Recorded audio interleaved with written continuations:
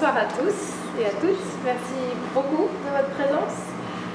C'est une occasion toujours spéciale de recevoir un auteur ou une autrice à la bibliothèque et de pouvoir échanger de vive voix, en présentiel enfin. On a déjà eu des clubs de lecture où vous avez pu rencontrer les auteurs, mais c'était via Zoom. Donc je trouve qu'aujourd'hui c'est particulièrement spécial pour nous, pour cette raison, mais aussi parce que c'est votre première fois au Brésil. Oui, tout à fait. Alors bonsoir, je suis ravie d'être là et on va essayer de faire que l'échange soit le plus agréable possible et puis qu'on ait beaucoup de choses à se dire. Voilà. Alors, comme je vous ai déjà un peu expliqué, aujourd'hui l'idée c'est vraiment de faire un échange, c'est pas du tout une conférence. Donc vous avez à travers les clubs de lecture déjà lu plusieurs livres de Yannick Lahens, puisque dans le club de lecture en français on a lu Bain de lune et 12 déroutes, voilà. Et puis dans le club en portugais vous avez lu Acordo Amanhecer, qui est le livre de Yannick Lahens qui est en train d'être lancé en ce moment au Brésil par la maison d'édition Paris História. Donc ça va être notre point de départ de notre discussion ici aujourd'hui, mais bien sûr l'idée c'est de pouvoir discuter de manière plus générale sur l'œuvre de Yannick Lahens. Donc je vais juste faire une petite présentation et après je vais vous passer la parole pour que vous puissiez vous-même faire vos observations, vos commentaires sur les lectures que vous avez pu faire et puis poser vos questions à Yannick. J'en profite pour vous rappeler qu'aujourd'hui on a une librairie, la librairie Janel, qui est là pour vendre des livres de Yannick Lahens. Il y a aussi des livres de Annie Ernaux qui vient de gagner le prix Nobel de littérature, c'est l'occasion également. Donc n'hésitez pas, la table est juste derrière vous. Et puis profitez-en éventuellement pour avoir un petit autographe de votre livre de Yannick Lahens. Et puis j'en profite aussi pour vous dire qu'on a ici un fonds spécialisé dans la littérature d'expression française de Caraïbes et de Guyane, qui est donc la table carrée derrière vous, à gauche, voilà, et qui a été montée avec l'aide de Vanessa Macenda Rocha, qui est ici avec nous, donc professeure spécialiste de la littérature des Caraïbes d'expression française à la Universidade Federal Fluminense, la UF, et qui du coup nous a aidé à faire la curation de cette table, de ce fonds. Et donc sur cette table vous allez pouvoir trouver de la littérature de Martinique, de Guadeloupe, de Haïti et de Guyane. Donc, voilà. Et ici sur la table vous avez un petit échantillon de ce qu'on a sur la littérature haïtienne. Voilà. Donc ça c'est pour les petites formalités de départ. Alors juste pour vous présenter Yannick Lahens et puis après on commencera la discussion. Vous êtes né à Port-au-Prince, où vous vivez encore aujourd'hui. Vous êtes allé faire des études de lettres modernes en France et puis vous êtes revenu ensuite à Haïti où vous avez exercé pendant assez longtemps comme professeur. Vous avez aussi exercé comme journaliste, vous avez participé à plusieurs revues. Vous aviez une émission de radio culturelle, est-ce que c'est toujours le cas ou... Non, c'est le cas, qui s'appelait Entre nous, c'est ça. Voilà. Et puis donc au-delà de votre activité en tant qu'écrivaine, vous avez aussi été connue et reconnue pour votre engagement associatif, citoyen et politique. Vous avez participé à l'Institut pédagogique national à une réforme qui a mis le créole comme enseignement obligatoire à l'école primaire. Vous avez été membre du cabinet du ministre de la Culture Raoul Peck entre 87 et 87. En 98, vous avez fondé avec d'autres écrivains haïtiens l'association des écrivains haïtiens. Et vous avez également lancé un projet qui s'appelle La route de l'esclavage, qui avait pour but de s'intéresser à la problématique de l'esclavage en Haïti à travers les sciences et les arts.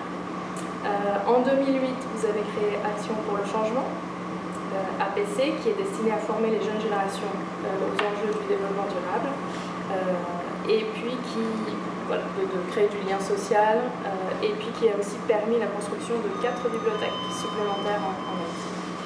Voilà, donc un engagement important au-delà de la carrière d'écrivaine déjà reconnue.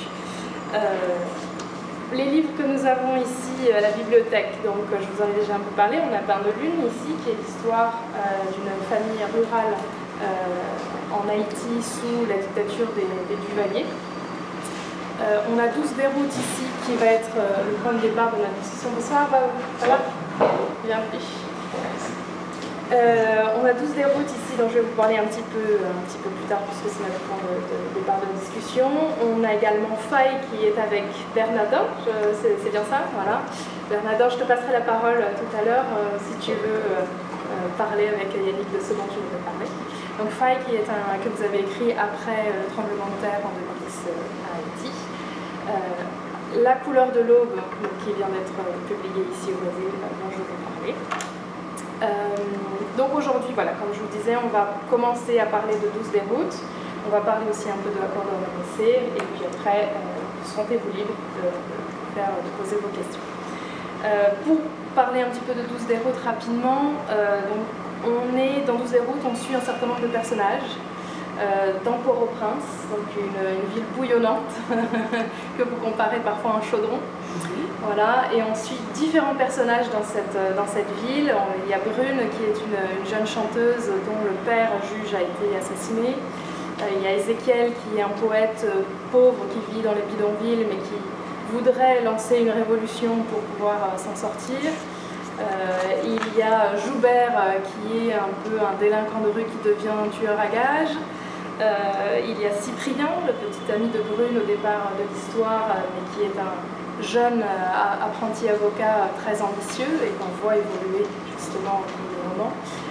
Différents personnages de milieux différents, mais dont les vies finalement sont entrelacées d'une façon parfois surprenante qu'on apprend au cours du livre, que je ne vais pas révéler ici. Et je pense que 12 déroutes, c'est aussi avant tout un portrait de Port-au-Prince, de la ville. Un portrait qui me paraissait très sensoriel parce qu'il y a les couleurs, il y a les sons, il y a les odeurs. On sent que tous les sens sont finalement un peu surexcités dans cette ville et vous le transcrivez très très bien dans 12 déroutes. Il y a le fil rouge, l'intrigue qui est l'assassinat du juge Berthier. Mais finalement, à travers ce fil rouge, c'est les portraits de ces différents personnages et de la ville que vous m'offrez ici. Donc voilà pour 12 déroutes. Je vais ouvrir un peu déjà la conversation. Aaron, tu avais une question sur 12 déroutes. Est-ce que tu veux commencer? Oui. Je lis les 12 déroutes, c'est intéressant. J'ai préparé deux questions, que je vais poser des questions. Comment on peut se sentir comme écrivain au Haïti? C'est la première question. Comment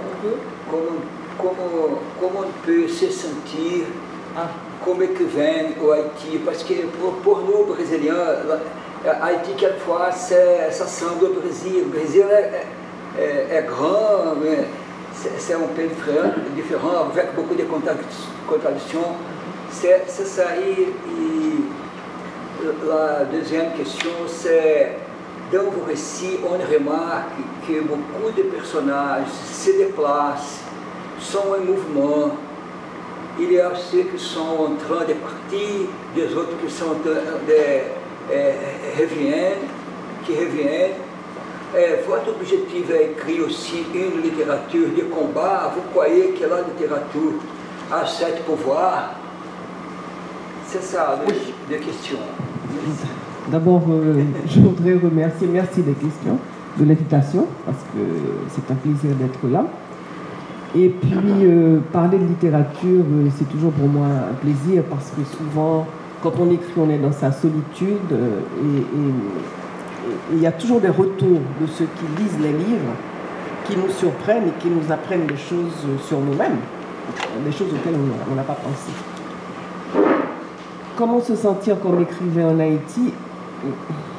C'est pas quelque chose d'exceptionnel. Alors je dis souvent, Haïti est né avec l'écrit aussi. Et là, on oublie ça.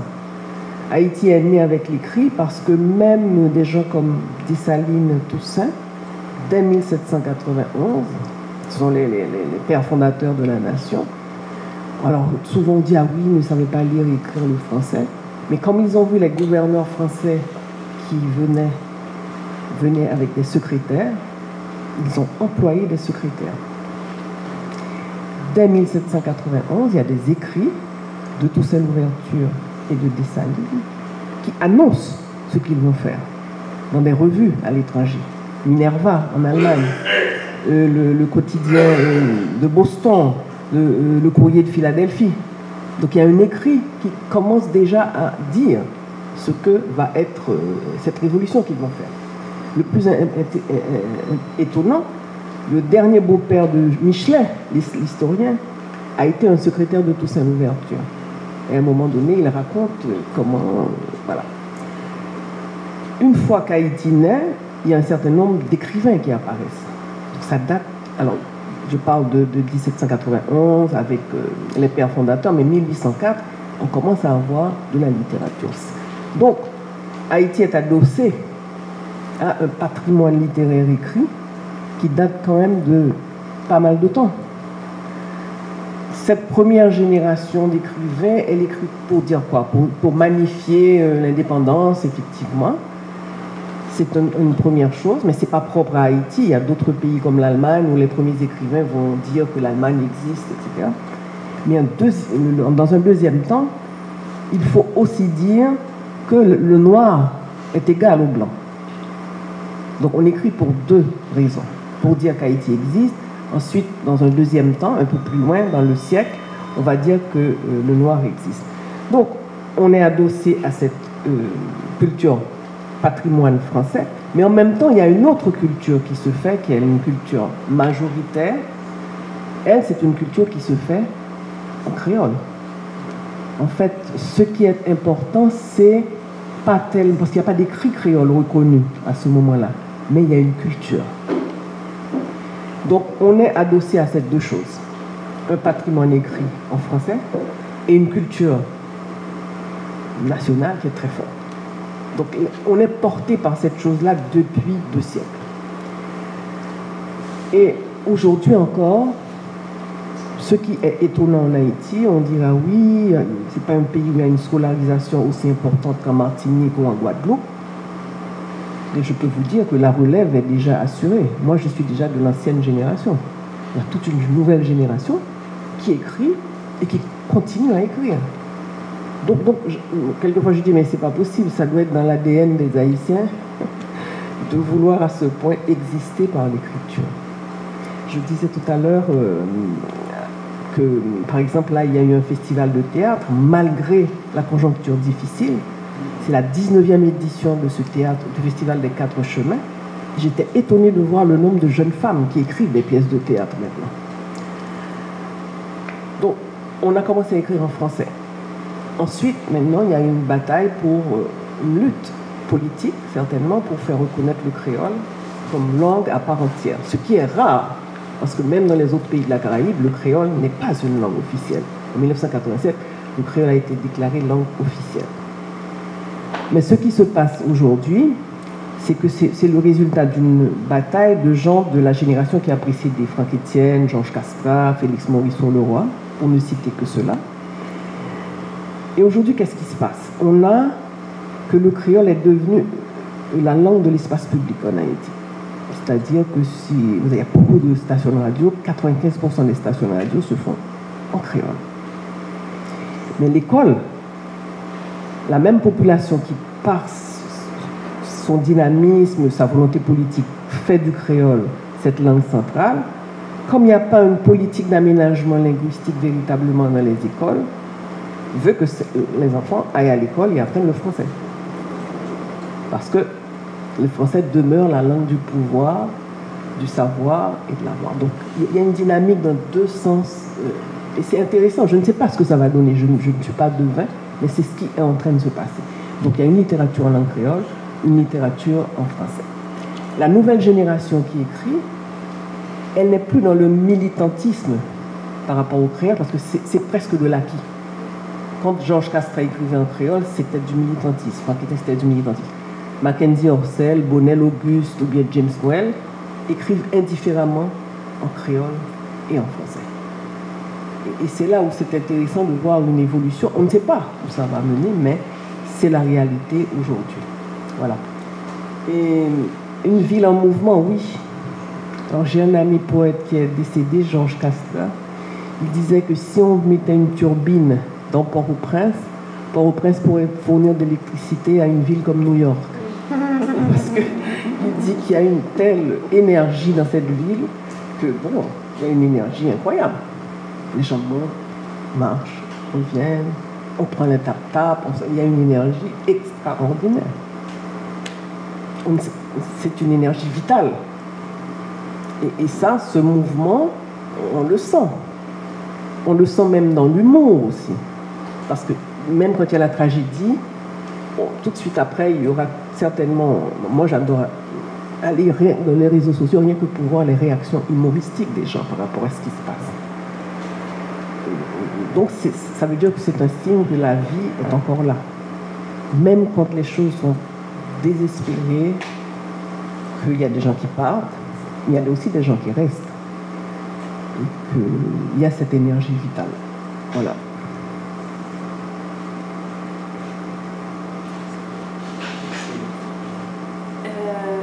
Moi, par rapport à 12 déroutes, j'avais une question. Je ne suis jamais allée en Haïti, je ne connais pas Port-au-Prince. Mais quand j'ai eu 12 déroutes, j'ai reconnu certaines choses que je vois à Rio. Rio est aussi une ville très sensorielle.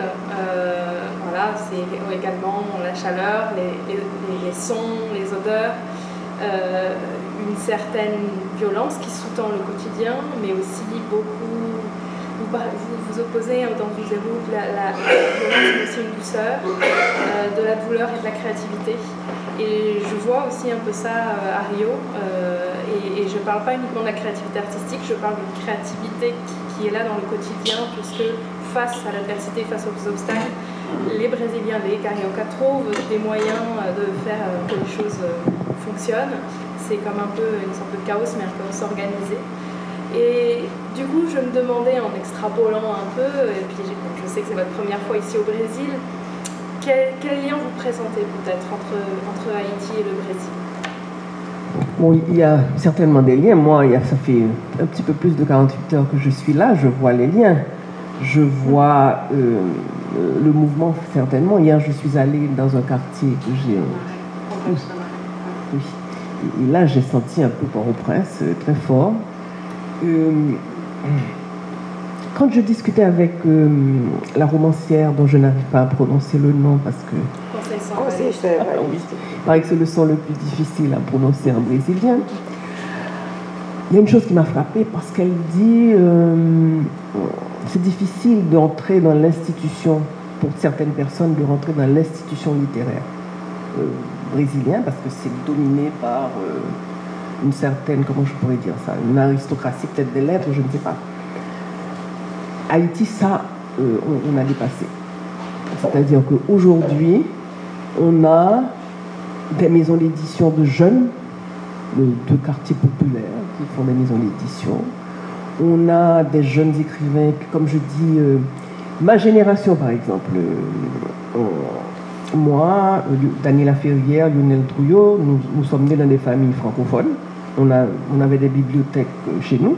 La nouvelle génération ne sont pas nés dans les familles francophones, ni des familles où on parlait français. Donc c'est ça toute la différence. Il y a une mutation en Haïti qui est intéressante parce que la relève, elle est assurée par des jeunes de milieux souvent populaires. Et la possibilité de se faire éditer, aujourd'hui, on n'a pas que la Maison des Champs qui est une maison séculaire. On a de jeunes éditeurs. Moi, par exemple, mes livres sont édités à l'ex-édition. Ce sont des jeunes tout à fait lambda, quoi, qui éditent mes livres en Haïti. À côté de ça, on a Musel, on a enfin, on a pas mal de nouvelles maisons d'édition. Donc, il y a une sorte de démocratisation de la chose écrite. Et c'est ce qui, je pense, aussi crée le dynamisme et qui permet que ça tienne la route. Ce qui est intéressant aussi, c'est qu'aujourd'hui, on n'a pas seulement des initiatives à Port-au-Prince. Par exemple, il m'arrive d'être invité. Moi, je suis allée à Verrette. Bon, maintenant, c'est difficile d'aller à cause des problèmes d'insécurité. Mais grâce aux nouvelles technologies, par exemple, j'ai participé à quelque chose à Las Caobas, qui est une ville presque à la frontière avec la République dominicaine. Donc, il y a des initiatives aussi dans les villes de province. Donc, les jeunes dans les villes de province, crée quelque chose. Est-ce que c'est aussi une façon d'exister? De se dire, on ne peut pas nous prendre aussi ça. On doit continuer à exister, à créer. Je vois au Centre d'art l'émergence de jeunes peintres. Par exemple, Schneider Saint-Hilaire, je crois. Il fait des choses magnifiques. Donc il y a aussi une nouvelle génération de peintres qui émerge. Donc la musique, c'est intéressant parce que autant je vois que par exemple la bourgeoisie haïtienne déserte par exemple la musique classique, aujourd'hui, quand on va dans certains quartiers, et même dans les villes de province, on voit que ce sont ces gens-là, ces jeunes-là, qui jouent du violon, qui montent. Il y a un orchestre de musique classique à la ville de Préval, originaire de Préval, la ville de Marblade, exactement. Il y en a un autre, c'est la fondation Bloom qui a fait quelque chose dans 2 ou 3 villes de province. C'est formidable. Et parce que là aussi, on oublie par exemple qu'il y a une tradition de musique classique haïtienne qui aujourd'hui est reprise par exemple par 2 Haïtiens, un au Canada, une autre en France. C'est la nouvelle génération qui reprend le patrimoine musical classique parce qu'on n'a pas que le patrimoine populaire. Et je trouve intéressant que les jeunes aujourd'hui s'approprient tout. Ils se disent, je m'approprie aussi bien la musique populaire née du vaudou que la musique classique. Donc, je trouve que c'est un enrichissement extraordinaire et que cette génération, bon, il y a eu quand même le travail des aînés, mais qu'elle puisse quand même s'exprimer à travers tous ces médiums. Je trouve que c'est très bien. Ça nous permet de respirer parce que sur le plan politique, c'est pas facile. Pas facile du tout. Je voudrais enchaîner, si possible, parce que vous avez un personnage, Ronnie, qui part au Brésil. N'est-ce pas ici? Voilà, il part au Brésil. Et il y a un autre moment du texte où vous mentionnez les rôles du football. Par exemple. Ah oui, ça c'est. Et chaque on est en plein dedans. Effacé par le prochain match de foot. Mais alors, je ne sais pas si vous êtes au courant, demain il y aura un match. Ah oui, ça. Et alors, je vous conseille vivement de profiter de l'occasion pour saisir un peu ces comportements brésiliens, parce que les gens portent le maillot de l'équipe. On ne travaille pas. Hein. Je ne sais pas si vous savez à quel point notre folie du foot. On ne travaille pas, on supprime les travails. Il y a des gens qui sortent plus tôt, qui arrivent plus tard. Donc il y a toute une organisation pour qu'on puisse regarder les matchs. Et après, on boit, on réunit les collègues, etc. Donc je vous conseille vivement d'essayer de voir un peu de près ça, parce que c'est... Oui, parce qu'en Haïti... Alors, je vais recevoir, oui. Voilà, c'est point des combats. Oula, mais c'est quelque chose de mais gigantesque quand il y a un match, quand il y a un tournoi de football, mais vous ne pouvez pas savoir. Moi, je suis dans ma chambre, je dis, je sais quand il y a un but, parce que c'est une explosion de voix, mais quelque chose d'incroyable. Et après, il y a même des groupes musicaux qui sortent. Alors évidemment, c'est toujours la rivalité entre les Brésiliens et les Argentins. Alors on ne sait pas, quand il y a un match de l'Argentine, si c'est parce que l'Argentine a reçu un but ou bien qu'elle a marqué un but, je demande. Et le Brésil, c'est pareil. Si le Brésil a marqué ou bien si le Brésil a reçu un but. Donc voilà. Mais ce sont les deux grands... C'est ce qui sépare les Brésiliens et les Argentins. Mais dans les rues, ces derniers jours, il y avait des petits drapeaux que les marchands vendaient, le drapeau du Brésil, le drapeau de l'Argentine, enfin. C'est le délire. En Haïti, c'est le délire, ces gens-ci. Et est-ce que, alors, de façon complètement ignorante, est-ce qu'il y a des équipes de foot locales et oui, tout à fait. Et que chacun a bien son équipe, un peu comme ici au Même Brésil, bien ça sûr. devient tribal presque. Absolument. Et dans chaque quartier, même quand il n'y a pas de terrain, bon, à un moment donné, on délimite une partie de la rue et puis les gosses jouent au football. Vous avez une équipe de foot, Bob c'est laquelle, la tienne? Aigle Noir. Aigle Noir, d'accord. Bernada, si tu as... Je sais pas. Non. Racine. Violette, Racine, etc. Voilà, ce sont les équipes locales. Donc, l'apport est plus fort du niveau de sélection. Brésil et Argentine, donc c'est plus fort. Les gens se battent sur le match. Ils connaissent tout. Moi, connaissent tout la vie des gens, le nombre de buts qu'ils ont marqués en quelle année. Une culture, mais sur le football qui est époustouflante. Voilà. Vanessa, est-ce que tu voulais continuer avec une autre? Non, juste, il y a une grande quantité d'Haïtiens au Brésil, de plus en plus, les dernières années. J'aimerais savoir, quand vous avez présenté un personnage qui part au Brésil, qui a décidé de venir au Brésil, c'est quoi l'imaginaire du Brésil pour qu'on parte au Brésil, parce qu'il y a beaucoup de possibilités. Dans mon université en ce moment, il y a un étudiant haïtien qui vient d'entrer au master. Donc on voit vraiment de plus en plus cette venue intellectuelle, artistique. C'est un poète, c'est monsieur qui vient à l'université là en ce moment, et c'est un écrivain. Et voilà, on est très content de sa présence. Donc j'aimerais savoir un peu ces personnages qui partent au Brésil. Vous avez, ça veut dire, les déclencheurs pour qu'ils viennent au Brésil, c'était pour vous quoi? Il y a un imaginaire de l'ailleurs en Haïti.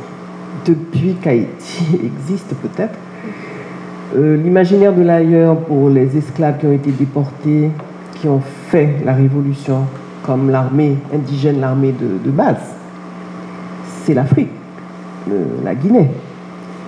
Quand on meurt, on fait le voyage dans le sens inverse, on voyage sous l'eau et on va en Guinée. Donc il y a déjà un imaginaire de l'ailleurs. À partir du début du XXe siècle, avec les crises économiques, il va y avoir des départs vers Cuba. Les premiers qui vont partir vers Cuba, qui vont revenir, d'ailleurs en parlant un créole avec un accent, on les appelait les viejos. Donc ils revenaient de Cuba, ils racontaient leur vie. Ensuite, deuxième crise économique, il y a eu les départs vers la République dominicaine. Et puis, après, ils vont couper la canne en République dominicaine. Et après, il y a eu des départs vers les États-Unis, au moment de la dictature de Duvalier. Donc, il y a toute une histoire de la migration. Je crois que le Brésil est arrivé au moment où le Brésil est venu en Haïti à la tête de MINUSTAH. Donc là, il y a quelque chose qui s'est déclenché et on a eu une ouverture vers l'Amérique latine. À la fois le Brésil, le Chili. Aujourd'hui, un des grands poètes qui monte au Chili, Jean-Jacques Pierre-Paul, c'est un haïtien, médecin et poète haïtien qui vraiment est très reconnu maintenant au Chili. Il écrit en espagnol.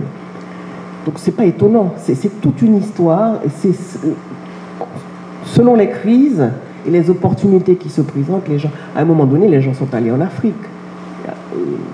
La génération de l'indépendance a été formée par des professeurs haïtiens qui sont partis en Afrique. De même que pour la Révolution tranquille au Canada, ce sont des Haïtiens qui sont partis en 1960. Voilà. Donc il y a toute une histoire de la migration. Aujourd'hui, c'est le Brésil, c'est le Chili. Mais en même temps, l'Eldorado reste quand même le rêve américain. Donc on fait ça, mais en même temps, on rêve de remonter vers les États-Unis, d'où le spectacle horrible que nous avons eu il y a quelque temps de garde sur des chevaux qui fouettaient les Haïtiens. Donc c'est une longue histoire. Voilà. Et dans 12 des routes, il y a aussi un autre personnage que je trouve intéressant qui est Francis, qui est ce photographe, journaliste français voilà, qui vient à Haïti. Et il est intéressant parce qu'il arrive avec ce regard occidental sur Haïti. Et il a à la fois cette soif, cette envie de s'imprégner, de comprendre Haïti, et en même temps il a un regard occidental qui fait qu'il se retrouve dans des situations qu'il ne comprend pas tout à fait, qu'il ne déchiffre pas tout à fait. Et Francis demande régulièrement à différents personnages et la révolution. Et on lui répond toujours quelle révolution je ne sais pas. Et alors je voulais vous demander quelle révolution? Non, il y a un personnage qui lui dit mais pourquoi tu ne commences pas par faire la révolution chez toi? Oui. Si tu la fais chez toi, il y aura des conséquences certainement sur Haïti. Alors je voulais vous demander quelles sont selon vous les conditions qui permettraient d'être un changement. Je vais prendre la situation actuelle. Si nous sommes dans cette situation actuellement en Haïti, c'est bien parce que les États-Unis, la France, le Canada ont quand même légitimé au pouvoir un régime, un président qui n'avait pas gagné les élections il y a 10 ans. Donc il y a une co-responsabilité. Je ne dis pas que les Haïtiens n'ont pas aidé aussi. Certains Haïtiens n'ont pas aidé. Mais ils ont quand même... Celui qui a donné la décision finale, c'était quand même les États-Unis. Oui, il a été élu alors qu'il était 3e. Or, il se trouve qu'on a affaire aujourd'hui à un régime de mafieux, de corrompus, de trafiquants d'armes, de trafiquants de drogue. Et ce sont quand même les États-Unis qui les ont installés là. Le Canada a acquiescé, la France a suivi. Donc, oui, s'il y avait une autre politique étrangère de ces pays, donc je ne sais pas si on peut appeler ça une révolution, on ne serait pas dans cette situation non plus. Aujourd'hui, moi personnellement, ma position, c'est que puisque vous avez contribué à mettre ce désordre, vous avez un devoir de venir nous aider à nous en sortir. Parce qu'aujourd'hui, la police n'a pas la force de frappe des gangs qui ont été armés par ces gens que la France, les États-Unis et le Canada ont mis au pouvoir. Comment voulez-vous qu'on s'en sorte? Je ne vois pas de sortie sans une intervention. Alors il y a des Haïtiens qui disent oui, le nationalisme, d'accord. Mais en attendant, je pense que ceux qui sont co-responsables doivent avoir une co-responsabilité dans la possibilité de nous faire sortir de... Parce que les armes, on ne les fabrique pas en Haïti, pour commencer. Il y a des gens qui les achètent, qui les font rentrer. Donc oui, je ne pense pas que les pays ont une vie politique isolée. Surtout un pays comme Haïti, non, il n'a pas une vie politique isolée. D'autant plus qu'Haïti a toujours été une sorte d'épine dans le pied. Depuis la formation d'Haïti, imaginez un pays qui 1804, alors que le capitalisme, le colonialisme est en train de s'installer, décide qu'il est indépendant. C'est une anomalie historique. Et cette anomalie historique fait, d'ailleurs je l'ai dit dans mon cours, dans ma leçon inaugurale, en France, nous a mis dans l'urgence. Et l'urgence ne nous a jamais quittés. Jamais. Jamais. Quand on pense par exemple qu'Haïti a été isolé, Haïti a connu donc l'embargo avant Cuba, avant que, je ne sais pas moi, l'Irak ou n'importe quel autre pays. Haïti est le premier pays du Sud, construit par les relations Nord-Sud. C'est le premier. Donc tout ce que les autres pays du Sud vont connaître, Haïti l'a connu avant. Et c'est très compliqué de s'en sortir. Haïti, alors ce qui est intéressant, qui pose un peu le problème, c'est que d'un côté, en 1804, on a une élite qui crée, je sais pas moi, une constitution, mais qui ne correspond absolument pas à ce que est cette majorité que je présente dans Bengelune. La Constitution dit que la religion c'est le catholicisme alors que les gens n'étaient pas catholiques. La Constitution dit que le français est la langue, les gens parlent créole, la majorité des gens parlent créole. Les gens vivent dans une unité spatiale qui s'appelle le LACOU, la Constitution ne mentionne jamais le LACOU, enfin, etc., etc., etc. Les formes d'union matrimoniale, c'était pas le mariage à l'occidental, c'était une autre forme qu'on appelle le plaçage. Ça ne figure pas. C'est comme si dans la Constitution, on ne conçoit pas cette majorité, on ne la désire pas non plus. Et tout le problème d'Haïti va être lié à ça. Et c'est une civilisation que créent ces gens qui, à partir de 1804, disent nous, on va s'en aller en dehors des plantations. C'est une culture de la contre-plantation. Parce que la plantation, c'est l'installation de la modernité. La contre-plantation, c'est le petit jardin diversifié, c'est le retour à quelque chose de traditionnel, d'écologique, qui est maintenant l'avenir. Quand on prend les réflexions écologiques, ils disent non, on ne veut pas, la grande plantation n'a jamais pu prendre en Haïti. Parce que les gens sont restés à l'agroforesterie. Et donc, c'est Haïti, cette espèce de résistance tout le temps culturelle par rapport à un modèle qu'on veut imposer. Et c'est ça, la base. Maintenant, à l'interne, On ne va pas faire que de la politique, on va parler de littérature tout à l'heure. À l'interne, il n'y a jamais eu un dialogue pour qu'il y ait un pays, c'est-à-dire une constitution qui reflète tout le monde. Et voilà. Si je peux être très brève, et vous devrez lire des livres pour mieux comprendre. Voilà. Oui. Vas-y. Oui, je voulais faire une petite question, Madame Yannick. Je suis Ernesto, je suis immigrant haïtien, si vous voulez dire, activiste. Je voudrais savoir votre point de vue sur le protagonisme de l'élite intellectuelle des écrivains. Parce que historiquement, on sait que les Haïtiens, les intellectuels, ils étaient présents pour combattre la dictature, même Antélope Humain, dans son livre des libertés des races, qui a une portée internationale. Où est passée l'élite intellectuelle dans tout ce que Haïti vit? Eh bien, oui, mais je trouve que c'est pas seulement l'élite intellectuelle, l'élite politique d'un peu partout. Je pense que ce qu'on appelle les progressistes, non pas seulement en Haïti, je crois un peu partout, parce que même dans les dernières élections ici, on s'attendait à un raz-de-marée.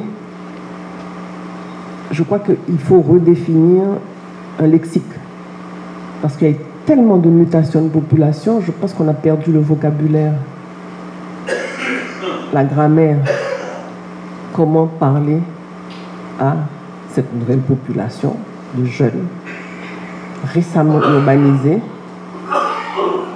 Alors, si on vient avec un schéma intellectuel des années 1960-1970, ça ne passe pas. C'est une autre population. Et il faut apprendre à la connaître. Il faut avoir cet ancrage pour pouvoir dire, parce que la plupart des propositions que j'entends est du gouvernement, enfin, le gouvernement ne parle pas, et de ceux qui veulent, mais ce sont des propositions qui sont hors sol. Et d'ailleurs, souvent la population dit, ou pourquoi parler avec elle, c'est-à-dire vous ne m'avez pas encore adressé. Les gens ont besoin des choses immédiates, et les intellectuels restent dans une stratosphère. Les besoins immédiats, maintenant, c'est la sécurité. Comment est-ce que je peux envoyer mon enfant à l'école? Quel est le système que je vais faire qui est le plus adapté? Il faut construire une offre politique différente. La construction d'une offre politique différente, c'est comment je vais faire une éducation différente. Comment je vais faire une agriculture différente.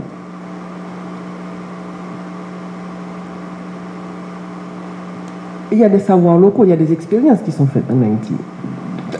On articule des savoirs locaux avec les nouvelles technologies. Il faut aller vers des choses beaucoup plus créatives et qui vont parler à ces jeunes populations qui sont politisées mais qui ne sont pas politisées comme les gens des générations avant. Donc il faut trouver le langage, il faut trouver le vocabulaire, il faut trouver la chose qui va faire que les gens vont suivre. C'est pas en écrivant un très bon livre avec une belle analyse ou bien que je vais à la radio. Ça ne se pose pas seulement pour Haïti d'ailleurs. C'est une bonne question, mais... Même pas une autre manifestation pour se positionner face à... Et ça va faire quoi? Les gens qui ne lisent pas le français, vous allez faire une note. Ça va tomber dans le bruit et la fureur générale. Il y a eu beaucoup de notes, hein, beaucoup de...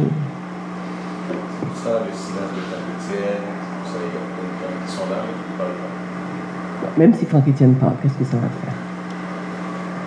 La vraie chose, c'est de s'asseoir et de construire une offre politique.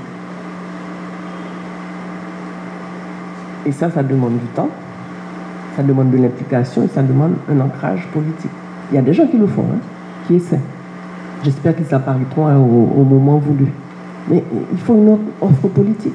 Parce que même s'il y a des élections aujourd'hui, dans 3 ans, s'il n'y a pas d'offre politique, on va avoir les mêmes à Bolojo.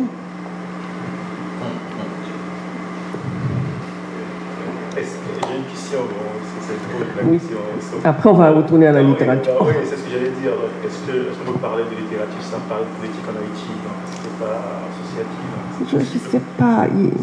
Parce que quand j'ai lu des livres haïtiens, je sais pas, j'ai pas lu un livre haïtien où on n'a pas parlé de politique, tu vois, Bernardin, on venait de la Rosée, donc on ne peut pas les séparer aussi. Ouais, oui, mais la politique ne va pas occuper l'espace, tout l'espace. Parce que quand même, la littérature, c'est de la création, qu'on le veuille ou non. Parce que si je veux simplement faire de la politique, j'écris un essai politique, il y a un pamphlet, ou quand par exemple j'écrivais, tout ça est politique de toute façon. Mais chaque œuvre, j'ai une approche un petit peu formelle, différente. Je me pose des questions. Par exemple, toujours, moi, pas que j'ai un problème, mais je n'écris pas d'œuvre où il y a un temps linéaire. Jamais. Ou alors, aujourd'hui, j'ai fait ça, demain, il va faire ça. Non, non. Moi, ça ne marche pas avec moi. Bon. Donc, il y a toujours une réflexion sur le temps. Quand j'ai commencé avec La couleur de l'aube, qui est mon deuxième roman, ça se passe en une journée, 24 heures. J'ai dit que je voulais me mettre cette difficulté, en fait, cette espèce de défi, et de faire que le roman se déroule en 24 heures. Et je voulais aussi avoir deux points de vue différents de deux sœurs autour d'un même événement. Donc, ce sont des monologues alternés. Pour montrer comment un même événement, selon la sensibilité de chacun, est vécu différemment dans la même famille. Et il y a la présence d'un troisième personnage qui est la mère. Elle ne parle jamais. Et pourtant, elle est absolument présente dans le texte, sans parler. D'ailleurs, il y a un des personnages qui dit « Tant que mère existe, la fin du monde n'aura pas lieu ». Elle est la force du foyer. Quand j'écris, par exemple, Le bain de lune, je suis sur un siècle, 4 générations de paysans, rapports féodaux, rapport avec les États-Unis, rapport avec la dictature, les départs. Et moi, j'ai mis du temps. J'ai écrit une nouvelle 15 ans avant qui s'appelait Bain de lune. Il y a 3 pages. Et je me suis dit, je ne peux pas m'aventurer dans un univers que je ne connais pas assez. Et je suis allée sur le terrain. Je suis allée séjourner dans le milieu paysan. Écoutez. L'univers dont vous parlez, que vous ne connaissez pas, c'est l'univers paysan. Je ne connaissais pas, donc je dis... La nouvelle, je l'ai écrite parce que j'étais allée pendant un week-end dans 2 endroits différents et ça m'avait tellement marqué, j'ai fait la petite nouvelle. Et là, je dis, je vais... À un moment donné, j'écoutais la musique parce que la musique dit beaucoup de choses. Les paroles de musique traditionnelle disent beaucoup de choses. Alors j'écoutais la musique traditionnelle, j'écoutais beaucoup Azor. Je me souviens d'ailleurs, quand il est mort, on est venu frapper le machin. Madame, le musicien que tu écoutes tout le temps, il est mort. Je dis, c'est pas vrai, etc. Je l'écoutais tout le temps. Le soir, j'écoutais les émissions des prêtresses vaudou. Il y avait une émission. Elle parlait, j'écoutais. Et il y a 2 livres aussi qui m'ont énormément aidé. Et ça, je tiens à le souligner parce que c'est une approche intimiste du vaudou. Alors c'est intéressant quand on a des anthropologues hommes qui font de très grandes descriptions sur le vaudou, c'est très bien, on comprend le fonctionnement. Mais c'est en lisant une anthropologue américaine, Karine McCarthy Brown, qui a vécu 10 ans, qui a accompagné une mambo haïtienne à Brooklyn, qui avait donc son fort à Brooklyn, aux États-Unis, que j'ai compris de l'intérieur ce que c'était. C'est pas une démonstration qui m'a... Parce que bon, on peut avoir une approche structuraliste, on peut avoir une approche, que sais-je, mais le vécu quotidien est là, et c'était une femme. Le deuxième témoignage de femme, c'est le livre Nandomi de Manzin, que j'ai lu aussi, qui est une chanteuse d'un groupe Racine, qu'on appelle les groupes Racine, et qui elle aussi a parlé de sa propre initiation de l'intérieur. Et c'est comme ça que, avec des discussions aussi avec des amis anthropologues comme Laine Curbon, comme Aira Lowenthal, qui est un anthropologue américain qui vit en Haïti et qui a écrit un très beau livre sur le milieu rural. Et c'est comme ça que j'ai donc pu... Parce que ce qui m'intéressait, jusqu'à Gouverneur de la Rosée ou bien d'autres, quand on montrait le milieu paysan aussi, donc j'ai dû faire des choix formels. C'était à la 3e personne. La 3e personne, c'est pour ceux qui ont fait littérature, c'est le regard omniscient, c'est le regard de Dieu. On regarde de l'extérieur et on décrit. Moi, je discutais beaucoup avec des amis, je dis, mais comment? Je dis, mais non, moi, je veux que ce soit un regard de l'intérieur. Je ne veux pas que ce soit Christophe Colomb qui arrive et qui décrit. Je veux que ce soit les Indiens qui disent, ah, je vous regarde et voilà comment je suis. Donc, je renverse la perspective et je fais que ce sont les paysans eux-mêmes qui parlent. Évidemment, l'autre difficulté, l'autre défi, c'est que dans le milieu paysan, la vie est une vie collective, comme dans toutes les sociétés traditionnelles. C'est pas, je suis chez moi, mon petit appartement, maman, papa, les enfants. On est dans une famille élargie, on est dans un lacour, il y a plusieurs. Donc c'est un nous. Et ce nous va bouger dans le texte. Le nous, c'est quelquefois les familles autour d'un repas. Le nous, c'est peut-être aussi quand les femmes vont au marché, parce que ce sont les femmes qui font le lien entre le lacour et qui vont dans les bourgs vendre leurs produits au marché. Donc le nous se déplace. Donc c'était important pour moi de le montrer. Et la 4e génération de femmes qui parlent, elle est déjà une jeune fille urbanisée, elle dit je. Elle est déjà dans la modernité, elle est déjà dans la volonté de s'assumer comme personne de la ville, etc. Et c'est voilà. Donc, il y avait toute une réflexion comment je vais faire ce livre-là, comment je vais faire que Ben Lune part de l'intérieur. Voilà. Et c'est comme ça que j'ai un peu essayé de changer la perspective. Voilà. Et j'avais des doutes, je me disais, mon Dieu, ce que tu es en train d'écrire, mais ça va apparaître dans une maison d'édition française, mais qu'est-ce qu'ils vont comprendre à tout ça? Mais en même temps, je me dis, mais c'est ce que j'ai envie d'écrire, je continue. Bon, s'ils comprennent, ils comprennent, s'ils ne comprennent pas, ben tant pis. Et c'est comme ça que j'ai continué, je suis arrivée jusqu'au bout. Voilà. Mais je dois vous dire que même des Haïtiennes bourgeoises me disent, ton livre est formidable, tu as réussi à humaniser les paysans. Je me dis, waouh! C'est-à-dire que dans la tête de certaines personnes, jusqu'à présent, ils ne sont pas humanisés. Ils ne sont pas humains. et voilà. Donc, si au moins ça a pu faire avoir ça comme effet, je me dis, bon, tant mieux. Voilà. Donc pour chaque livre, il y a quand même, comment je pourrais dire, il y a une réflexion autour de la forme. Parce que c'est de la littérature c'est quand même de l'art. Moi je continue à croire qu'il y a un travail sur la forme à faire. Et quand je devais écrire 12 déroutes aussi, il y a une réflexion sur... C'était une semaine à peu près, ou 2 semaines dans une ville. Il fallait le mouvement de Port-au-Prince et en même temps faire parler chacun, que ça s'entrecroise, pour que je montre comment c'est une ville système. Tout est lié. Et on le voit encore aujourd'hui. S'il y a un gang, c'est parce qu'il y a quelqu'un de haut placé, qui est très riche, qui achète des armes et qui lui donne. J'ai écrit ça bien avant la crise.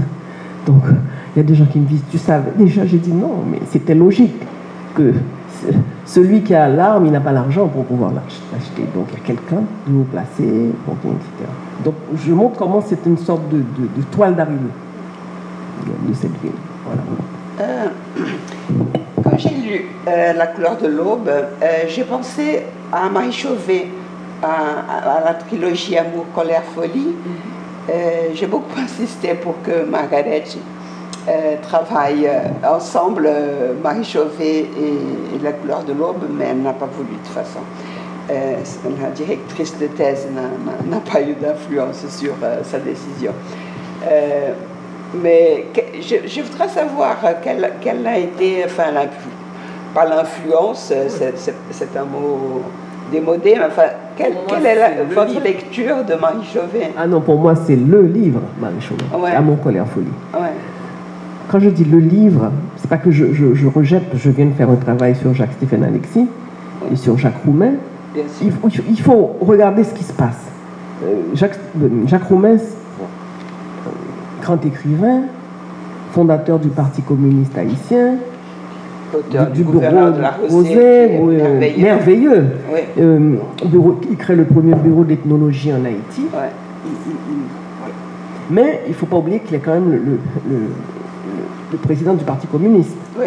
Donc les personnages doivent suivre les dernières décisions du Parti communiste de l'époque. Ça veut dire que le paysan est l'avant-garde de la révolution. Donc on a des personnages qui sont presque mythiques, c'est comme un conte. C'est des personnages sans défaut, des personnages... Manuel est tout bon, Anaïs est toute bonne, enfin c'est merveilleux. C'est héroïque. Héroïque. Quand on arrive à Jacques-Stéphane Alexis, on a plus ou moins la même chose avec Compère Général Soleil. C'est quand même un petit peu après. Bien qu'il va commencer à modifier, parce qu'il est très brillant, Jacques-Stéphane Alexis, il va commencer à modifier dans l'espace d'enseignement et à commencer à entrer dans le monologue intérieur. On voit que le style change vers la fin. Marie Chauvet arrive et elle dit, écoutez, le monde est beaucoup plus compliqué que ça. Paf. Ah bon. Elle dit, nous sommes traversés de contradictions. Les femmes ont des désirs aussi bien que les hommes. Et elle dit que nous portons tous un peu une responsabilité, nous de l'élite, dans la formation de ce mal. C'est le scandale. Elle crée le scandale. Elle crée le scandale à 3 niveaux. D'abord, elle attaque le gouvernement en place, qui est la dictature, donc on la met de côté. Comme elle est d'une famille bourgeoise, elle épouse un bourgeois, elle commence à parler du désir féminin qui commence avec le premier texte, d'ailleurs, amour. C'est le scandale dans la famille, qui décide d'acheter le fonds chez Gallimard pour que le livre ne circule pas. Et la gauche haïtienne à l'époque se dit, mais d'où elle sort celle-là qui est en train de remettre en question les valeurs de la doxa marxiste, etc. Donc le livre ne circule pas pendant des années. Ouais. C'est à la chute de la dictature que le livre refait surface. Et ça va coïncider avec le début des mouvements féministes en Haïti. Je me souviens d'avoir participé à une grande manifestation, j'étais toute jeune. Et ça a ouvert la voie. Même des jeunes écrivains comme, à l'époque, Jean-Claude Charles ou Daniela Ferrière disent tout ce qu'ils doivent à cette voie libre de Marie Chauvet. Mais, à l'époque, elle a fait scandale. Elle a divorcé, elle est partie, elle a dit, et elle est morte pratiquement dans le besoin à New York. Et il y a la question du nom aussi, parce qu'on lui a enlevé le Chauvet et on l'a forcé à signer Marie Vieux, oui, qui est son nom de jeune fille. Non, ça a été très dur. Et c'est intéressant parce qu'elle fait naître le roman moderne haïtien, dans la mesure où avant on avait des sortes d'autobiographies, mais elle, c'est le vrai monologue intérieur né avec Marie Chauvet.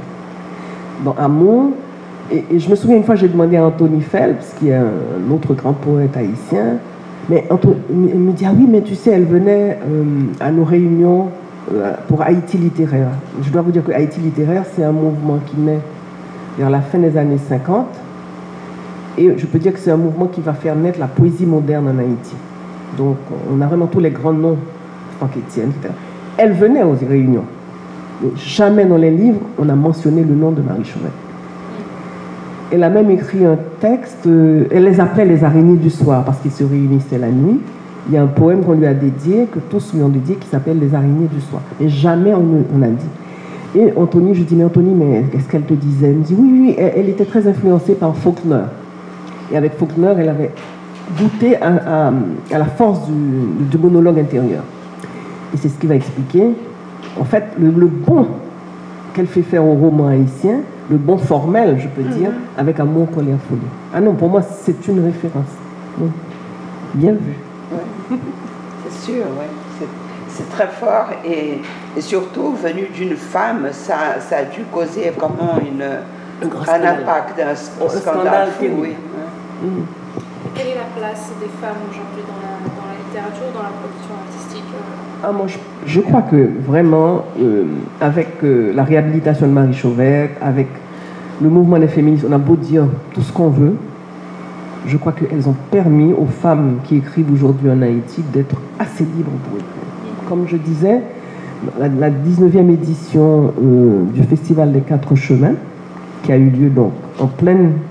Alors c'est ça aussi Haïti, c'est l'audace et la persévérance des jeunes qui ont tenu à faire leur Festival des 4 chemins dans la conjoncture actuelle, du premier jour jusqu'au dernier jour.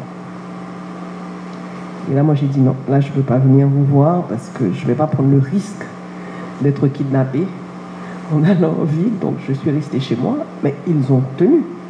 Et la majorité des textes, c'est fou, il y a eu presque la majorité des textes étaient des textes de jeunes femmes, des textes de théâtre. Dans la poésie aussi, je trouve que les femmes, les jeunes, la nouvelle génération, la relève, est assurée avec Shirley Rivage, Adeline Bonhomme, Jessica Nazaire, enfin il y en a beaucoup qui prennent la relève, qui écrivent. Et c'est bien, je pense qu'on doit beaucoup à Marie Chauvel, beaucoup. Je voudrais passer la parole à Bernardin. Est-ce que tu te sens à l'aise pour dire ce dont tu nous as parlé? Non, c'est sur le livre en paille. Qui n'est pas là. Mais parce qu'il est avec lui. C'est pas grave. J'ai fini hier. Ah, ce livre. C'est la couleur de l'Ouest. Donc, c'est un livre sur le tremblement de terre. Donc, ça m'a donné un peu de frisson quand j'ai lu. Moi aussi. Et quand j'ai lu, j'avais décrit un endroit où j'étais au moment du tremblement de terre, c'était le centre culturel Louise Haïti. C'est pas vrai. Oui, c'est vrai, donc c'était quelle coïncidence. Donc, j'étais avec une professeure brésilienne. Il y a le mur qui est tombé, moi je suis. Oui, j'étais au centre au moment, et le professeur Normélia. Normélia.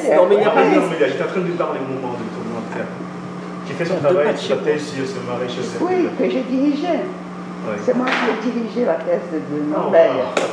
J'étais en train de lui parler au moment du tremblement de terre.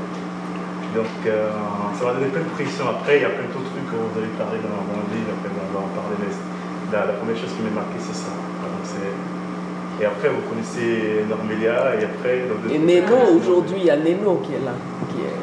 Oui, parce que quand il y a eu le tremblement de terre, moi, je suis sortie pour voir. Et puis, j'ai vu quelqu'un qui était couché par terre.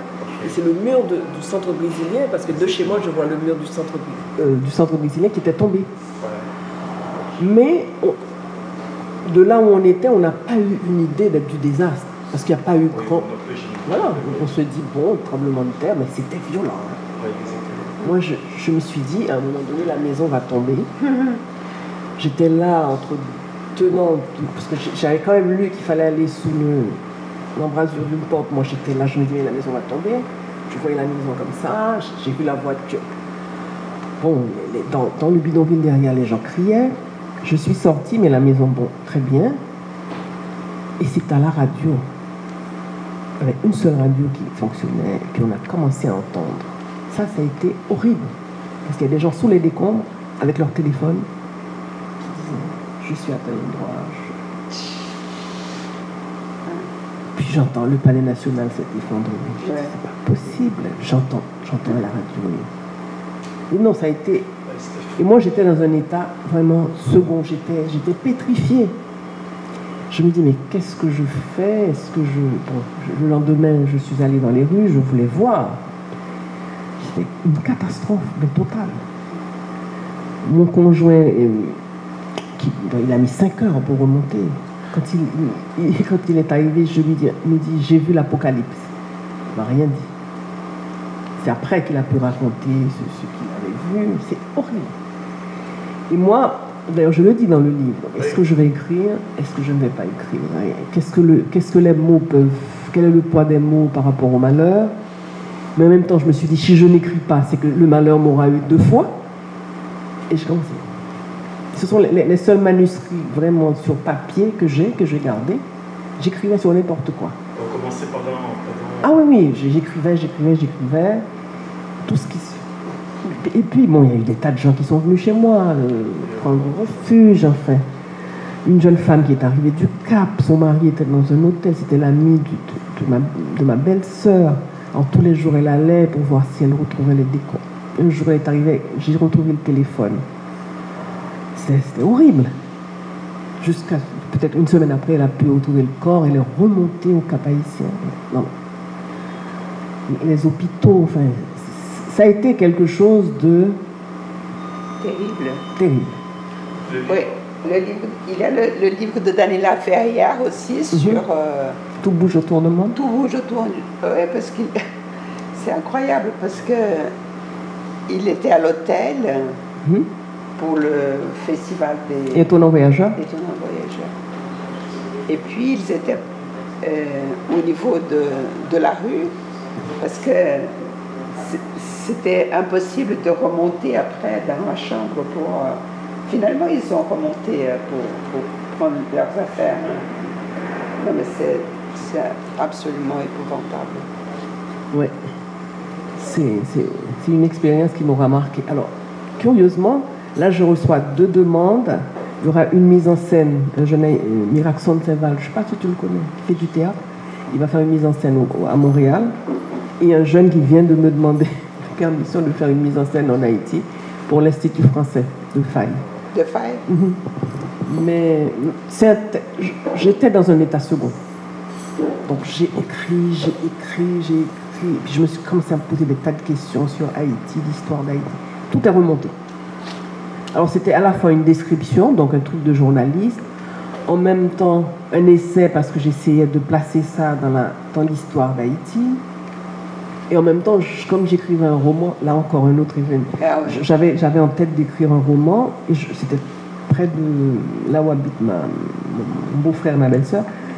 J'arrive, je passe, je vois pas l'immeuble. On est désorienté après un tremblement de terre, parce qu'on a des repères dans l'espace. Donc, pendant les premiers temps, on n'arrive pas à se repérer. Je dis, mais c'est bizarre. Je fais marche arrière, je dis, mais l'immeuble a disparu. Alors je vois un monsieur, je lui dis, mais... Il dit, non. Et l'immeuble s'est effondré et tous les gens sont morts. Qui c'était les décors de Yoli Nathalie? Oui. Ouais, Et je me dis, mais c'est pas possible. Ouais. Du coup, quand je remonte chez moi, j'ai dit, mais je dois écrire le roman, parce qu'autrement, c'est comme si mes personnages étaient restés dans les décombres. Je commence à griffonner mon roman, et c'est comme ça que va naître le roman Guillaume et Nathalie. Ah non, pour moi, ça a été un événement. Donc sur ça, j'ai plein de questions. En fait, je les ai pas écrites, les questions. Mais vas-y. Et d'abord, comment je peux dire, il y a dans les personnages, je les ai notés avec des lettres, J, L, K, je sais plus. Est-ce que vous ne voulez pas dire les noms des personnages, ou créer ces noms, ou c'est juste... Juste pour ne pas faire que les gens s'arrêtent. Ah, elle connaît un tel ou... Non. Vous aurez aussi créé des Exactement. personnages. Je n'ai pas besoin de dire que c'est un tel. Bon. Donc je mets juste la première lettre du nom de ces personnes. Ah, ok. Tu vois? Mais c'était les vraies premières lettres des noms de ces personnes. Des vraies personnes. Voilà. Et dans tu dois remarquer une chose aussi, que je vais voir après et que je continue aujourd'hui, c'est ce qu'on appelle de l'audience, des rencontres. Alors il y a les amis du samedi matin, parce que moi j'ai trouvé chez moi, enfin chez mon beau-père d'ailleurs, qu'on perpétuait cette tradition haïtienne de l'audience. Ça veut dire qu'il y a des gens qui se rencontrent régulièrement au même endroit, on échange, chacun vient avec quelque chose et on échange surtout. On peut jouer aux cartes, mais c'est un rituel. Donc, j'avais ce rituel-là, j'avais Michel Hector, par exemple, c'était un des rituels. Michel Hector? Oui, l'historien. Oui, c'est un professeur. Voilà. Alors lui, c'était le dimanche après-midi. À un moment, c'était le dimanche matin, ensuite, alors nous, on l'appelait l'université sous l'Amandier, parce que bon, on n'a pas de centre de recherche sophistiqué, et quand on va tous les dimanches chez Michel, on apprend des choses, parce que là, il y a Laïnec Urbon, il y avait à l'époque Carrie Hector, il y a Jean Casimir, il y a tous ces gens qui discutent, ils ne sont jamais d'accord, mais enfin, ça fait marcher la discussion. Et c'est comme ça que moi, j'ai appris beaucoup de choses, même pour ce roman, j'ai appris beaucoup de choses sous cet amandier. Michel mort, aujourd'hui, c'est chez moi le dimanche matin qu'on fait l'audience, tu vois. Donc, c'est une sorte de tradition haïtienne que j'ai découvert que c'était une tradition intéressante avec Faye. Parce que ça nous permet, à un moment donné, de faire le point, d'être ensemble, et puis voilà, peut-être de refaire Haïti et le monde dans un temps. Mais ça aussi, ça transparaît dans Faye. Et ça transparaît dans 12 des routes aussi, puisque dans 12 des routes, il y a Pierre qui reçoit Brune, Ézéchiel, Et c'est un moment important aussi du roman. Il y a cette audience de découvrir, de rencontre. Je crois que ça aussi, ça fait partie de la culture haïtienne, cette espèce de rencontre chaleureuse autour de soit la bière prestige, soit le rhum barbancourt, soit des pâtés. En fait, ça doit être... Chacun apporte ce qu'il veut et puis on est là, on discute. Et aujourd'hui, les gens me disent c'est comme un rituel. La situation est tellement compliquée d'ailleurs. C'est comme une thérapie. Donc, tous les dimanches matins, on est là, chez moi, et puis on fait notre thérapie à notre façon. On fait par exemple de l'humour. La nègre me dit, je dis, mais tu viens aujourd'hui? Oui, je vais demander mon laissez-passer au chef de gang de ma zone. Je dis, bon, si je te vois, c'est que tu as ton laissez-passer. Tu es obligé de faire avec de l'humour, parce qu'autrement, tu crèves. Voilà. Donc c'est un peu aussi, ça fait partie de la culture haïtienne. On n'est pas vraiment enfermé en petits cercles, il y a vraiment ces rencontres chaleureuses. Dans les quartiers, ça se fait d'ailleurs. Voilà. D'ailleurs, je le sais, dans le domino, les jeux de domino, derrière chez moi, commencent à 7h, je sais. Tiens là. Je sais que c'est 7h. Et le soir, je sais quand ça finit, c'est aussi 7h. Il y a un autre point aussi, c'est réciter une phrase d'Albert Camus, et où il fait référence avec cette séparation entre la hauteur et le bas, donc les gens qui ont, les gens qui n'ont pas. Et je trouve que c'est pas mais tout est comparaison. Tout est enfin, on voit tout avec le tremblement. On a tout vu avec le tremblement de terre. Ouais. Et alors ceux qui ont et ceux qui n'ont pas. Et c'est presque l'urbanisme, parce que ceux qui ont commencent par grimper, ceux qui n'ont pas grimpent aussi. Alors je me dis, mais où est-ce que ça va s'arrêter? Et à un moment donné, on va se retrouver en République dominicaine, à vouloir fuir, alors qu'il faut décider de vivre ensemble. C'est ce que je disais au début. Tant qu'on ne décide pas de vivre ensemble, il va y avoir cette espèce de fuite. On veut fuir, et puis ceux qui ont veulent fuir, ceux qui n'ont pas veulent aller vers ceux qui ont, parce que c'est là qu'ils vont trouver du boulot, et ça va, voilà. Donc on a un urbanisme qui se fait de cette façon-là, et c'est pas normal. Donc ça aussi, ça a apparu durant le tremblement de terre. Alors moi, je pense que je sais pas, j'avais compris ça de manière différente. Par exemple, ce que vous dites, c'est exactement ce qui se passe en Haïti, donc entre ceux qui ont, ceux qui n'ont pas. Mais alors que après le tremblement de terre, immédiatement, même si j'ai vécu seulement un mois après le tremblement de terre, j'ai eu un impact un peu différent. C'est vrai. Parce que il y a eu ce moment d'épiphanie. Il y a une différence entre ce qu'ils ont, ce qu'ils n'ont pas. Il y a eu un petit moment comme ça. Exactement. Donc moi, c'est parce que j'ai vécu seulement un mois en Haïti. C'est vrai. Il y a eu une grande générosité et on s'est dit, mais si on pouvait au moins tabler sur ça pour que on puisse construire quelque chose sur cette générosité, mais bon, là encore, s'il y avait une autre politique, on aurait pu tabler sur cette générosité parce que les gens ont fait des choses incroyables. Et parce que justement, les gens qui en avaient, ils n'ont plus d'os. Il y a des gens qui avaient une maison, qui n'ont plus de maison. Il y a plus de différence pour ce qui n'ont pas. Et moi, tout de suite après, j'ai travaillé justement avec ma fondation, dans le camp de Pétionville. J'ai travaillé à Léogane, le camp de Pétionville et le camp d'Adadou. Wow, c'était quelque chose, hein, le camp de Pétionville. C'était immense. Sur Tasboy, non, bon, Tasboy, non, j'ai pas travaillé après. Le camp de Pétionville, le club américain, le plus grand camp de Port-au-Prince. Ah, c'était quelque chose de terrible de voir des gens qui se retrouvaient là. Et c'est intéressant parce que quand j'ai fait l'atelier d'audiovisuel, j'avais aussi bien des enfants de Saint-Louis qui parlaient un français du XVIIIe siècle, châtié, et des jeunes qui étaient créolophones, qui n'étaient pas à l'école. Alors tout le monde est venu dans l'atelier. Et avant de commencer l'atelier, on a fait comme une petite thérapie. Chacun a raconté comment il a vécu le tremblement de terre. Bon, chacun racontait. Puis il y en a un qui parlait pas. J'ai dit, mais tu n'as rien? Non. Je dis, tu es sûr? Et il raconte la chose la plus terrible. Il me dit, oui, je vais raconter quelque chose. Je suis passée tout près de chez moi et j'ai vu une dame, les yeux, j'ai vu ses yeux et elle disait, sauvez-moi les premiers jours, le deuxième jour. Et elle me dit, au bout du 4e jour, je n'ai plus vu ses yeux et je n'ai plus entendu sa voix. c'était un tel traumatisme pour lui qu'il... Et c'est comme ça que chacun a raconté donc sa propre expérience. Et à partir de là, on a fait 2 petits documentaires sur leur vie dans le camp. Donc ils ont appris les rudiments, comment manier la caméra, comment écrire un petit scénario, comment, etc. Comment faire le montage.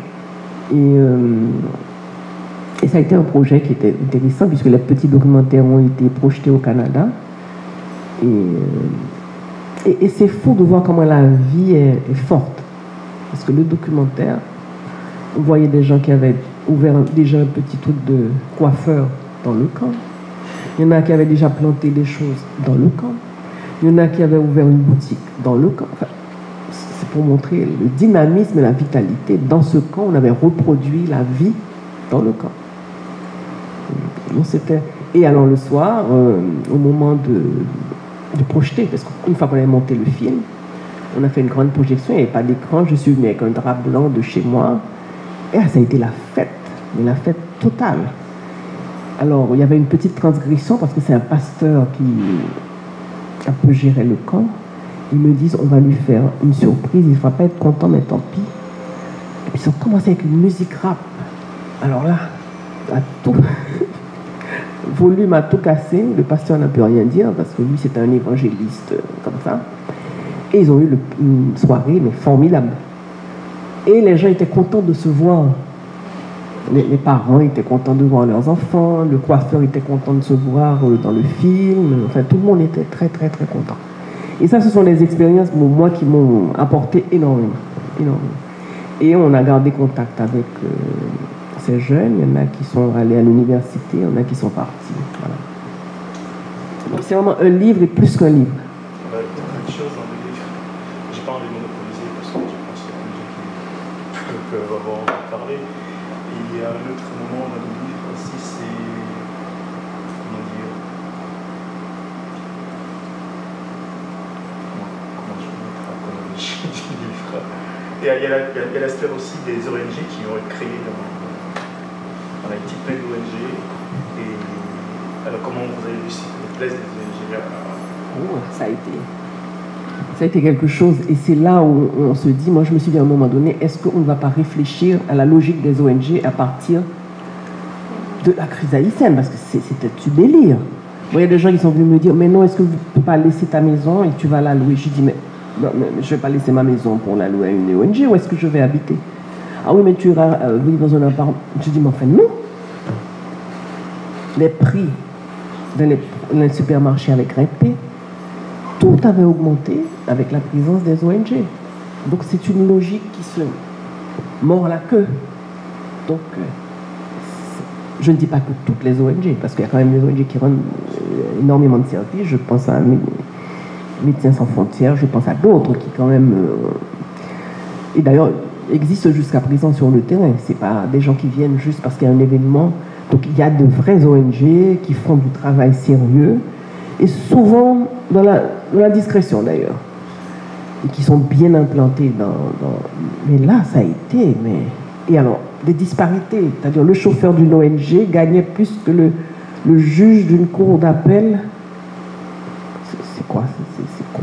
Ça avait perturbé complètement l'écosystème d'Haïti. Et ça, je crois qu'il y a une réflexion qui doit être faite. Comment l'aide internationale, comment est-ce qu'on l'a fait? Est-ce que c'est aussi une sorte de drogue? On donne ça et puis la personne reste dans l'euphorie pendant un moment et après on s'en va.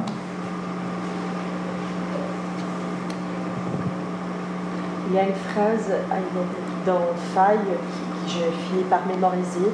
C'est votre découverte de succès l'indécence. Parce qu'il vous dit, c'est pas ce que je vois, c'est pas la destruction, c'est pas la mort, c'est la misère.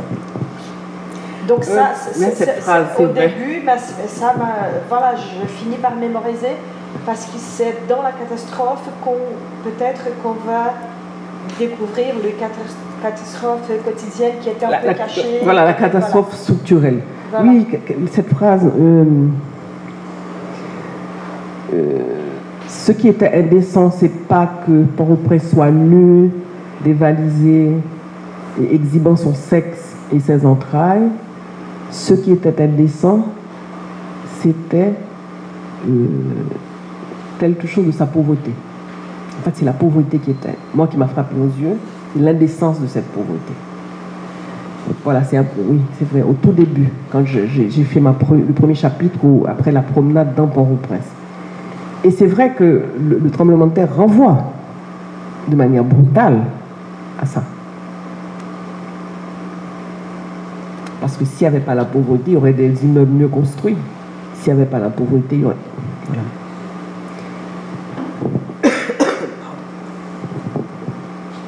Oui, on arrive vers la fin de notre temps. Est-ce qu'il y a une dernière question? J'ai une question, mais je pense qu'on l'a dit un peu. Non. Non, en fait, sur le tremblement de terre, en fait, et moi, j'ai pas réussi à lire. Je suis restée à la première page. Parce que, en fait, on a aussi écrit notre livre, en fait, avec mon mari.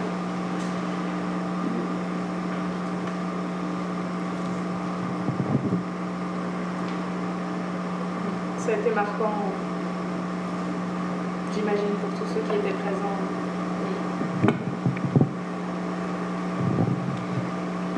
Mais je peux comprendre. Moi, pardon, j'ai été invité 5 ans après le tremblement de terre. C'était en Martinique, Guadeloupe, on me dit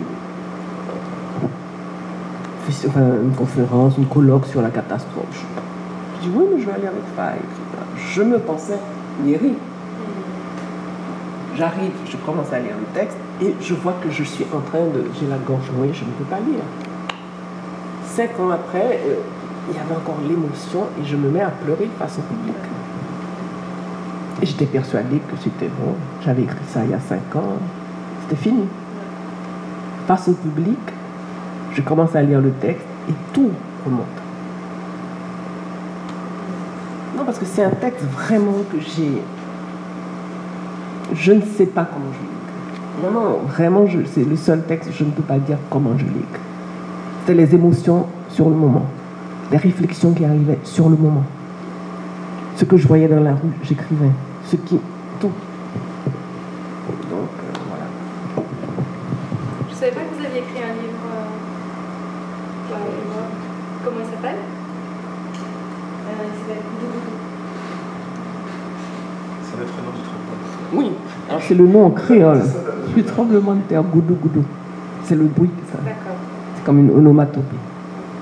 Donc, moi, le livre m'a marqué parce que j'ai vécu un mois seulement après le tremblement de Haïti, parce que j'étais dans un programme de bourse pour venir étudier ici. Et donc, je n'ai vécu grand changement en Haïti. Donc, un mois après, on restait à la maison, on ne sort pas, etc. Après, je suis venu ici. C'est le premier livre que j'ai lu réellement sur le tremblement de terre. Ouais.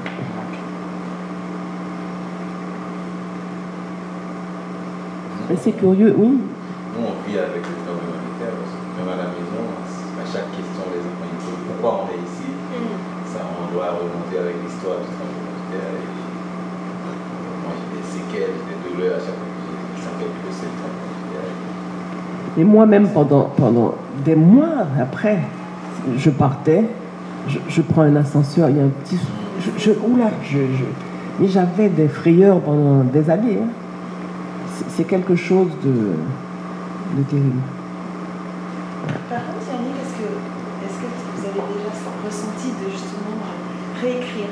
Parce que c'est vrai que ce qu'on dit souvent dans l'anthropologie, revisiter le terrain, en fait.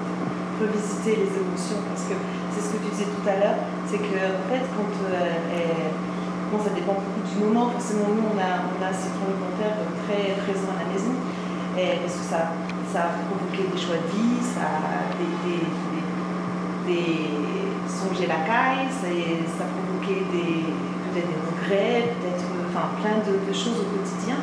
Et surtout, les 3 enfants à la maison qui sont nés en Haïti, c'est pas juste le décompte, donc cette relation à la mort aussi, tellement d'histoires. Voilà, donc en fait, c'est des choses et en fait, quand j'écris ma thèse de doctorat en anthropologie sociale, en fait, j'ai aussi un peu, d'une certaine manière, revisité en fait ce moment et qu'on avait écrit. Je me souviens, on a passé des nuits à écrire ensemble et je suis blanche, française, Et mon mari est haïtien, donc c'était justement ce rencontre comment on écrit, et en même temps, c'était super vital en fait. Parce que si on n'avait pas écrit ces 45 pages, je ne sais pas si on avait. Si, peut-être on aurait avancé, etc. Et aussi, je me souviens que la dernière page, il y a juste une phrase et 3 petits points disant maintenant on arrive. Et 3 petits points. Et justement, comment ça va cette nouvelle page là s'écrire. Et dans ma thèse de doctorat, j'ai revisité un peu cette question du tremblement de terre. Bon, par exemple, à travers la démigration, justement, ce que tu disais tout à l'heure, Haïti et aussi cet imaginaire de l'ailleurs. J'irais même plus que ça, de chercher la vie. Oui, et en fait, parce que cet ailleurs, je parlais avec des Bretons dernièrement, et les Bretons, cette découverte des voyageurs. On parle non, mais les Bretons, ils ont ils ont besoin de voyager. Alors peut-être qu'il y a cette idée de l'ailleurs, parce que justement cette bout de Bretagne qui va sur un autre monde, mais je pense que vraiment pour la question d'Haïti et haïtien, c'est vraiment cette question de chercher la vie. Et ça, c'est quelque chose que, vraiment, chercher la vie, mais pas vraiment pas dans la. C'est pas que la question économique, dans ces idéaux. C'est-à-dire que, il y a toujours. Souvent, qui est-ce qui rêve plus que moi à la maison? C'est mon mari. J'ai l'impression qu'il voit toujours à l'avance. Et moi, je suis plutôt pragmatique, au jour le jour, très. etc. Et c'est vrai qu'il y a des fois, il faut voir, il faut avoir des visions, il faut avoir des objectifs, il faut rêver, on est capable, cette question de. Voilà, quand on parle de Daniela Ferrière à l'Académie française, quand on parle de Franck Etienne, on parle de vous, et donc voilà, et vraiment c'était. Et donc, justement, pour revenir sur le livre du tremblement de terre, c'est vrai que je me souviens que Roberto m'avait dit il y a des lignes qui viennent, etc. Le livre, il est là. Je le prends. Et en fait, je l'ai remis. Parce que j'y arrivais pas. Donc, je peux comprendre. Après 12 ans, et là, je me suis dit, en fait, jamais je vais m'en sortir. Enfin, je vais m'en sortir aussi, comme si c'était quelque chose de. Et c'est vrai qu'il y a. Et quand on parle d'Haïti, c'est ça que moi je trouve, moi c'est une leçon de vie, moi j'ai appris la vie en Haïti, et je me souviens très bien que quand on est sorti des décombres, j'ai trouvé mon téléphone, je sais pas comment, etc.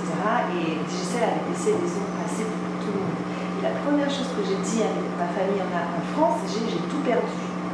Et mon mari, alors j'avais la tête en sang, on était sous le canapé vert, etc. Et là, il m'a donné une tape, il m'a dit on est vivant. Et en fait, je me suis dit oui, en fait, j'ai perdu. Parce qu'on est vivant. Et ça, c'était. Ouais, grosse expérience. Mais je pense pas que je vais. Je sais pas, il faudrait que je relise même. Mais c'est un livre pour moi qui est toujours tellement neuf à chaque fois, qui va tellement dans mes émotions les plus profondes. Pour moi, à chaque lecture, c'est un nouveau livre. Pour moi, c'est presque le plus beau cadeau d'écriture que j'ai pu avoir, c'est Faye. Parce que j'étais vraiment dans un état second. J'ai écrit tout ce qui était dans mon inconscient, mon ressenti le plus profond. Et ça, tu ne peux pas le faire 2 fois. Non. Je pense pas. Ce sera un autre livre. Il y a aussi une autre partie du livre, c'est à la fin. Vous avez prévu un peu l'élection de 2010. Moi, j'étais déjà là. Incroyable. Je me dis, mais c'est incroyable. Je relis ça, je me dis l'autre jour, est-ce que je vais? C'est pas possible que j'ai pu pressentir ce qui allait arriver. Et vous avez parlé de Wyclef Jean, et vous faites comparaison entre Wyclef et Lula au Brésil, qui tirait 2 millions de pauvres brésiliens. Donc, alors, dans ma tête, je me disais, est-ce que vous avez comparé Wyclef avec Lula comme si Wyclef c'était, je sais pas, le nouveau Lula? Non, pas du tout. Ouh là là, non. Là, il faut que tu relises. Ah non, là. Non, je disais que il y a longtemps. Alors, je faisais je prédisais que quand on a perdu tout espoir, la politique devient fusion. Et les jeunes à la recherche de musique, etc. que les musiciens allaient avoir un rôle politique. Je n'imaginais même pas Michel Martelly, puisque... Et pourtant, c'est ce qui allait arriver. À l'époque, c'était Wyclef Jean qu'on mettait en avant. Je ne sais pas si tu te souviens. C'est bien avant, bien avant. Donc j'ai dit, pour moi, ce n'est pas étonnant. On va vers quelque chose qui sera de la fusion, puisqu'on est tellement dans la déception et dans le dépit qu'on va aller vers ça. Alors là. Et je mettais aussi, moins les institutions fonctionnent, plus les forces mafieuses vont occuper l'espace. J'ai mis tout ça à la fin. Et bon, malheureusement, c'est arrivé. Malheureusement. Voilà. C'est comme ça. C'est ce que j'ai trouvé bizarre, parce que quand je me demande à quel moment vous avez écrit le livre, le politique, l'élection c'était en juillet, c'est pas juillet, écoute. J'ai écrit le livre, tout de suite après, j'ai arrêté en avril. J'ai envoyé à mon éditrice, elle me dit, mais c'est fantastique. J'ai dit, bon, écoute, je ne sais pas, je n'ai pas encore terminé. Et j'ai repris en juillet, et je lui ai envoyé en août. C'est un livre qui a été écrit très vite. J'ai arrêté en avril et j'ai repris en juillet, et en août, je lui ai envoyé le livre. L'élection c'était en décembre. Voilà.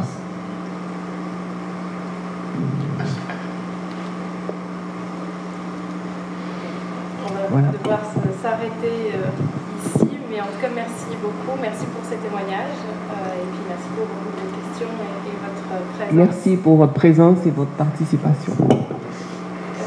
Donc, je vous rappelle que Acordo Amiese, qui est en train d'être lancé ici au Brésil, si vous êtes intéressé, vous pouvez acquérir votre exemplaire avec notre collègue de la librairie à Genève, et puis en profiter pour demander avec une petite signature.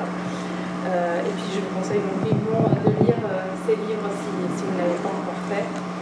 Et voilà, enfin, on va terminer là-dessus. On a encore un petit peu de temps si vous souhaitez discuter un peu avec Yannick. Merci encore. Merci de votre présence.